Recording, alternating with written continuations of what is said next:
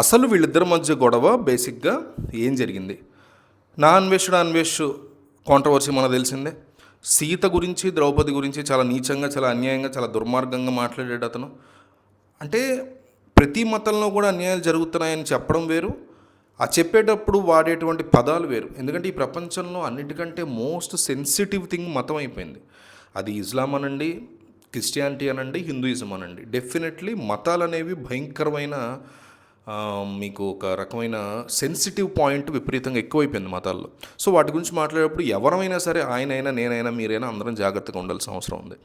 మాట్లాడేటప్పుడు అతని ఇంటెన్షన్ ఏంటంటే, సీతాదేవి ద్రౌపది టైంలో కూడా చక్కగా బట్టలు వేసుకుని, మంచి బట్టలు వేసుకుని, వాళ్ళ దృష్టిలో ఎవరైతే తప్పుడు బట్టలు వేసుకుంటున్నారో అంటున్నారో వాళ్ళ దృష్టిలో వేసుకున్న చీరలు అవి కట్టుకుని ఉన్నారు కదా, అయినా కానీ వాళ్ళ మీద ఆల్మోస్ట్ అఘాయిత్యాలు జరిగాయి కదా అనేది అతని పాయింట్. అంటే సీతను ఎత్తుకెళ్ళిపోయాడు కదా రావణుడు, అది అఘాయిత్యం కోసం అన్నట్టు కిడ్నాప్ కైండ్ ఆఫ్ థింగే కదా. అండ్ ద్రౌపది మీద కూడా చాలామంది అటాక్ చేయబోతున్నాయి కదా, కృష్ణుడు కాపాడాడు అనేది అతని పాయింట్ కావచ్చు బేసిక్గా. బట్ చెప్పేటప్పుడు అతనికి ఆర్ఏపి అనేవాడు వచ్చింది, రాకూడదు.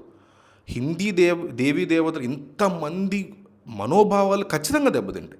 అదే ప్లేస్లో మీరు అల్లానన్నా, జీసస్నన్నా, ఇంకొకళ్ళన్నా ఖచ్చితంగా దెబ్బతింటాయి. దాంట్లో ఏ రకమైన క్వశ్చన్ లేదు. దెబ్బతింటాం కూడా నేను తప్పను అన్నట్ల. అయితే ఇది జరిగిన తర్వాత అతను చెప్పే సారీ విషయంలో కూడా నాకు ప్రాబ్లం ఉంది పర్సనల్ లెవెల్లో.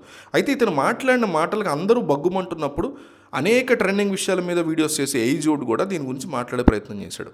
మాట్లాడుతూ అతను నా రాముణ్ణి, నా సీతని, నా శివుణ్ణి నువ్వు అవమానిస్తావా అన్నట్టుగా పీక్స్లో వేసుకున్నాడు. ఎవరిని? నా అన్వేషణని. వ్యూస్ మీద బతుకుతూ నువ్వు ఇట్లా బిహేవ్ చేస్తావా అని చాలా హార్ష్గానే వేసుకున్నాడు. అతను వాడకూడని పదాలు వాడినప్పుడు ఆబ్వియస్లీ అందరికీ కోపం వచ్చినట్టే ఏజోడికి కూడా కోపం వచ్చింది. ఆ కోపాన్ని నా అన్వేషణ తీసుకోలేకపోయాడు ఒకటి. రెండోది, అతను మాట్లాడిన మాటలకి సారీ చెప్పే ఉద్దేశంలో మాట్లాడిన వీడియోలో కూడా అతను ఎరగెన్స్ని కానీ ఇంకోటి కానీ చూపించుకునే ప్రయత్నం చేశాడు.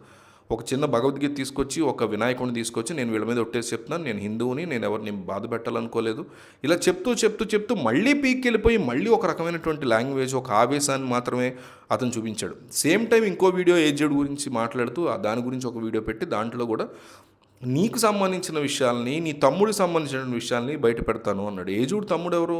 ప్రణీత్ హనుమంత్. ఆ మధ్య ఒక చిన్నపిల్ల మీద పిచ్చివాగుడు వాగినందుకు లోపలేశారు.